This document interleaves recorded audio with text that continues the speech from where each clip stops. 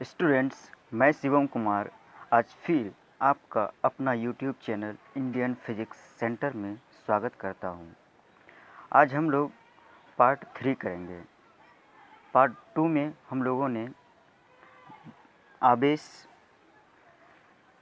क्या है, आवेश कितने प्रकार के होते हैं, समान आवेशों के बीच लगने वाला बल और समान आवेशों के बीच लगने वाला बल, उसके उदाहरण के बारे में हम लोगों ने बात किया था। आज हम लोग उससे आगे बात करेंगे पार्ट 3 में।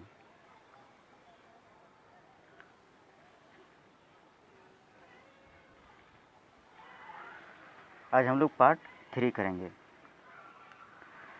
पार्ट 3 में हम लोग आज देखेंगे कि दो वस्तुओं को रगड़ने के बाद किस प्रकार से एक वस्तु ऋण आवेशित और दूसरा धन आवेशित हो जाता है। तो इसको समझने के लिए हम लोग देखेंगे आधुनिक इलेक्ट्रॉन सिद्धांत को, और in English modern electron theory. आधुनिक इलेक्ट्रॉन सिद्धांत कहता है ब्रह्मांड में सभी पदार्थ छोटे छोटे कणों से मिलकर बने हैं और कण अणु से और अणु परमाणुओं से मिलकर बना है।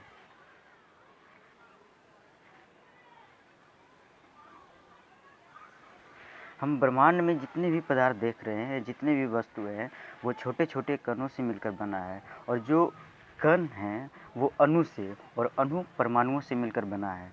यह हमारा आधुनिक इलेक्ट्रॉन सिद्धांत है।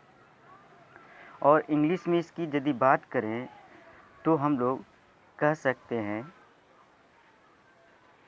कि all materials are made up of smallest particles, and these particles made up of molecules, and these molecules made up of an atoms।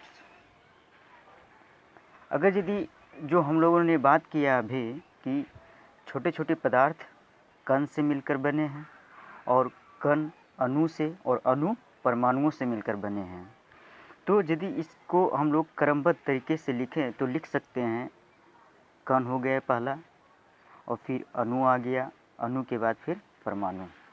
इस तरह से हम लोग आधुनिक इलेक्ट्रॉन सिद्धांत को संक्षिप्त रूप में समझ सकते हैं। अब हम इसे एक एग्जाम्पल के द्वारा आप लोगों को समझाता हूँ।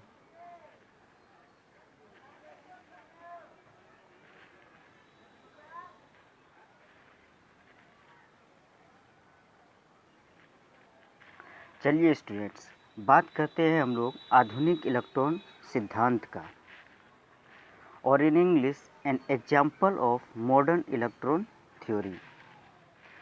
हम किसी भी एक परमाणु की बात करते हैं, किसी भी एक परमाणु, हम यहाँ पर एक परमाणु ले लेते हैं लिथियम, जिसका परमाणु क्रमांक 3 है या 3 होता है। अब हम बात करते हैं इसकी परमाणु संरचना के बारे में, एटॉमिक स्ट्रक्चर कैसा होता है। तो हम देखते हैं इसकी एटॉमिक स्ट्रक्चर कैसा होता है। तो देखिए स्टूडेंट्स, यह हमारा नाभिक हो गया, इसके चारों ओर ये कक्षा हो गया, और एक और हम कक्षा बना लेते हैं इसके चारों ओर। अब यहाँ पर हम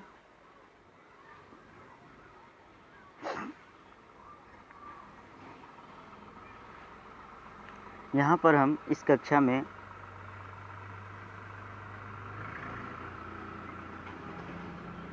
यह एक इलेक्ट्रॉन हो गया, यह दूसरा इलेक्ट्रॉन हो गया, और यह तीसरा इलेक्ट्रॉन हो गया। चूँकि लिथियम का परमाणु क्रमांक 3 होता है, लिथियम का परमाणु क्रमांक 3 होता है, यदि उसकी हम लोग परमाणु संरचना लिखें तो इस प्रकार से लिख सकते हैं। अब हम बात करते हैं कि इसमें यह जो स्ट्रक्चर बना है, यह जो आकृति बनी है, संरचना बना है, इसमें क्या क्या शामिल है, तो हम लोग बात कर लेते हैं और देखते हैं इसमें क्या क्या शामिल है। तो यह जो है वो नाभिक हो गया हम लोगों का।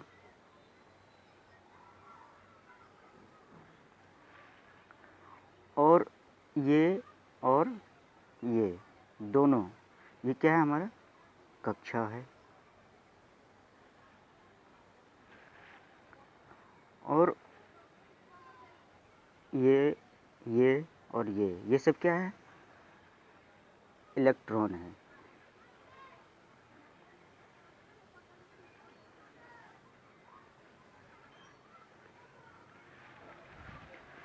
तो यहाँ पर हम लोगों ने क्या देखा कि यह कोई परमाणु है जिसमें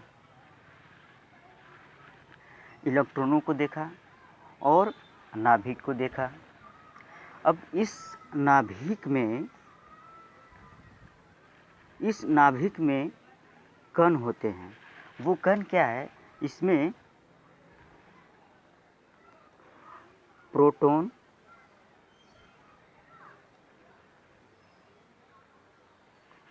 और न्यूट्रॉन होता है।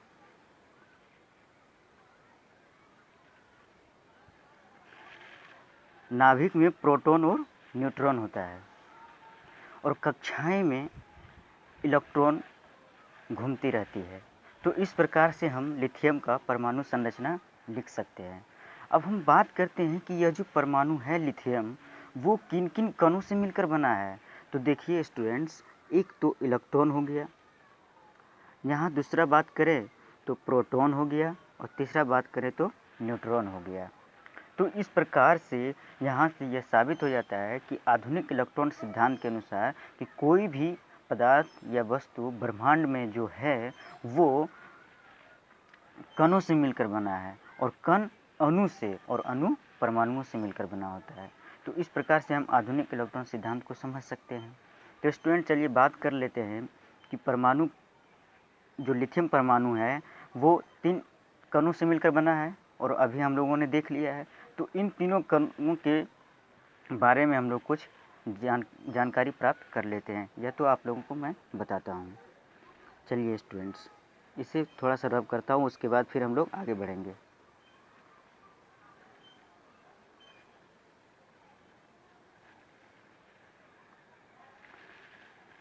पहला क्या था हम लोगों का कण, पहला था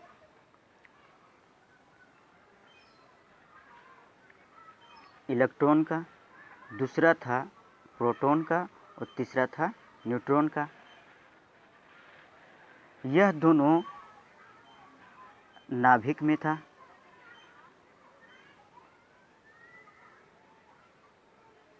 और इलेक्ट्रॉन कक्षा में घूम रहा था।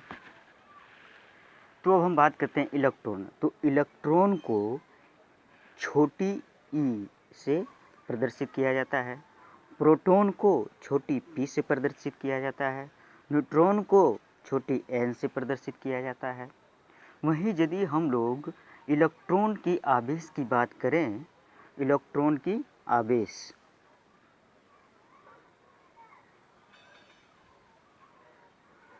इलेक्ट्रॉन की आवेश की बात करें तो इलेक्ट्रॉन पे आवेश होता है -1.6 गुना 10 की घात -19 कूलम। यदि हम लोग बात करें प्रोटॉन की, तो प्रोटॉन पर आवेश होता है 1.6 गुना 10 की घात -19 कूलम। न्यूट्रॉन की बात करें तो न्यूट्रॉन पर कोई भी आवेश नहीं होता है। यहाँ पर स्टूडेंट्स हम लोग एक बात का ध्यान रखेंगे कि इलेक्ट्रॉन और प्रोटॉन पर आवेश की मात्रा जो है वो तो समान है, लेकिन इसकी प्रकृति अलग अलग है। इलेक्ट्रॉन पे ऋण आवेश है, जबकि प्रोटॉन पे धन आवेश है। तो स्टूडेंट्स, आप लोग ये बात ध्यान में रखेंगे। अब थोड़ा सा इसे रब करता हूँ, फिर आगे बढ़ेंगे हम लोग। चलिए स्टूडेंट्स, अब हम लोग समझेंगे कि दो वस्तुओं को रगड़ने के बाद किस प्रकार से एक वस्तु धनावेशित और दूसरी ऋणावेशित हो जाती है।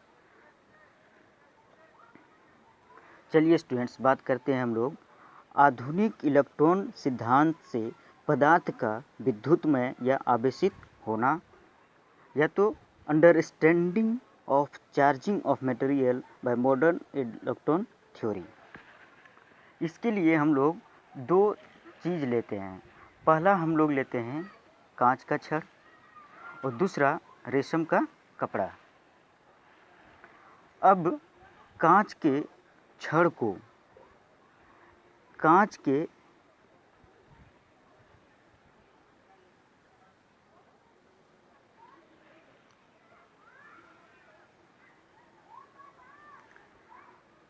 के छड़ को रेशम के कपड़ा के साथ रगड़ा जाता है।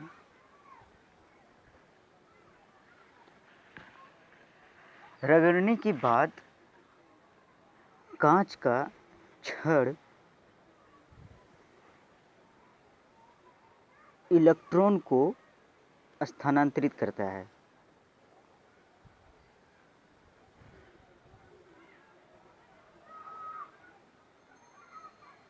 स्थानांतरित कर देता है रेशम के कपड़े पर। अब जब रेशम के कपड़े पे इलेक्ट्रॉन जाता है तो इसका मतलब क्या हुआ कि रेशम के कपड़े में इलेक्ट्रॉनों की संख्या बढ़ गई है और कांच के छड़ में इलेक्ट्रॉनों की संख्या घट गई है। इसका मतलब हुआ कि इलेक्ट्रॉन पे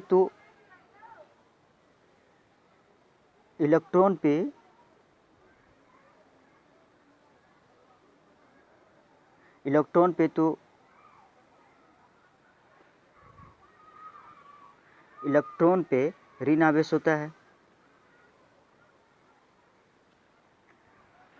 तो इसका मतलब क्या हुआ कि रेशम के कपड़े में ऋण आवेश की संख्या भी बढ़ गई है। उसी तरह रेशम के कपड़े में ऋण आवेश की संख्या घट गई है। तो इसका मतलब क्या हुआ कि कांच के छड़ पे धन आवेश आ गया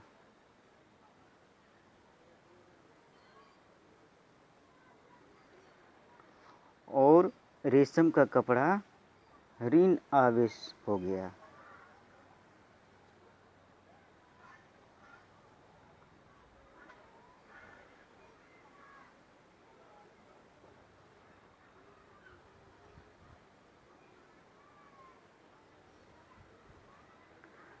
रेशम का कपड़ा ऋण आवेश हो गया।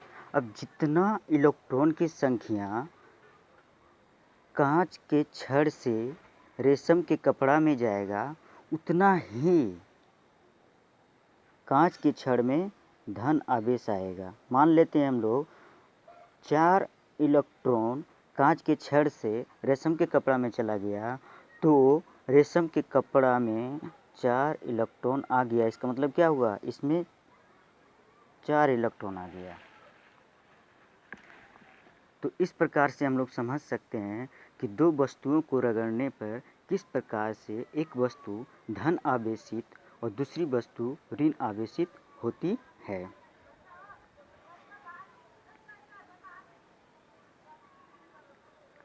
अब हम लोग बात करते हैं स्टूडेंट्स कि हमने क्या बताया आप लोगों को कि इलेक्ट्रॉन की अधिकता, तो जहाँ पे इलेक्ट्रॉन अधिक हो रहा था यानी कि रेशम के कपड़े पे इलेक्ट्रॉनों की संख्या अधिक हो रही थी, तो इसका मतलब क्या हुआ, यहाँ पे इलेक्ट्रॉन की अधिकता यानी कि गेन ऑफ इलेक्ट्रॉन यानी उसमें इलेक्ट्रॉन आ गया।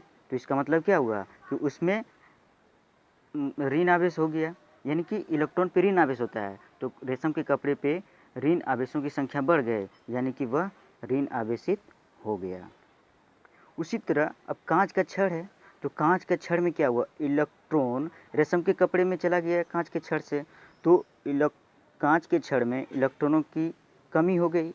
इसका मतलब क्या हुआ कि इसमें धन आवेश आ गया, यानी कि इलेक्ट्रॉन की कमी हमें बताता है धन आवेश की प्रकृति। यानी कि हम बात करते हैं कि दो वस्तुओं की रगड़ने के बाद कि वो किस प्रकार से आवेशित होता है। तो अगर यदि कोई वस्तु इलेक्ट्रॉन को त्याग कर रहा है, उसका मतलब क्या हुआ, इलेक्ट्रॉन की कमी हो रहा है उसमें, तो वह वस्तु धनावेशित हो जाएगा।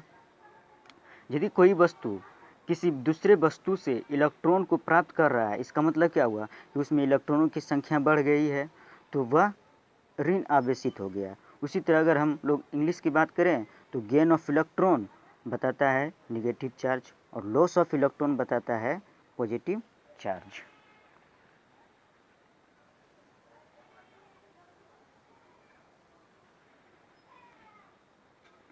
अब हम लोग स्टूडेंट्स आगे बढ़ते हैं।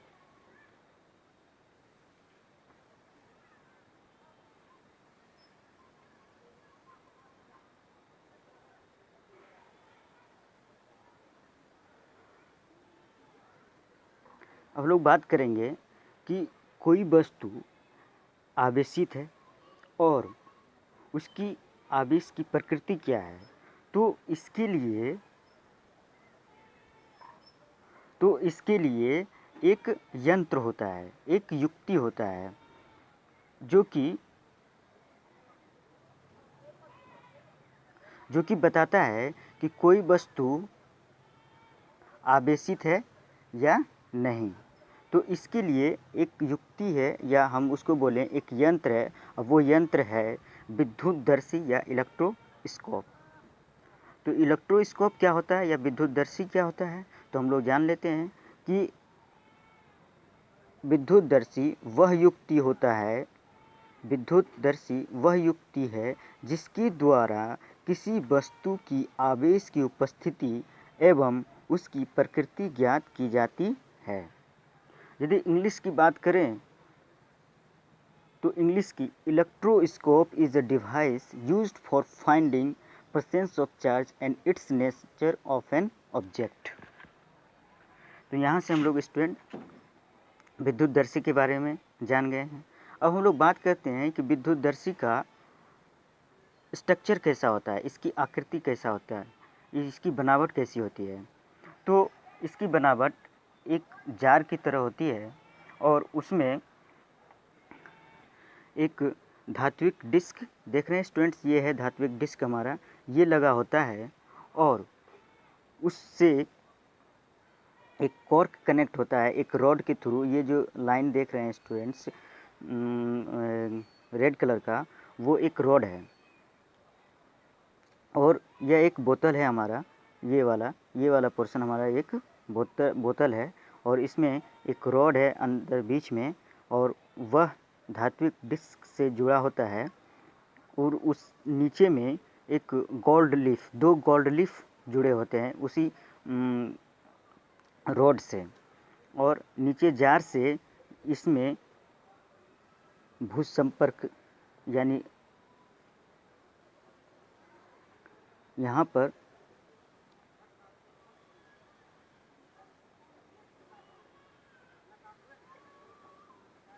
यहाँ से रेड जोन जो दिखाई दे रहा है आप लोगों को स्टूडेंट्स, यह नीचे ज़मीन की सतह की ओर जुड़ी हुई होती है। अब इसका हम लोग बताते हैं कि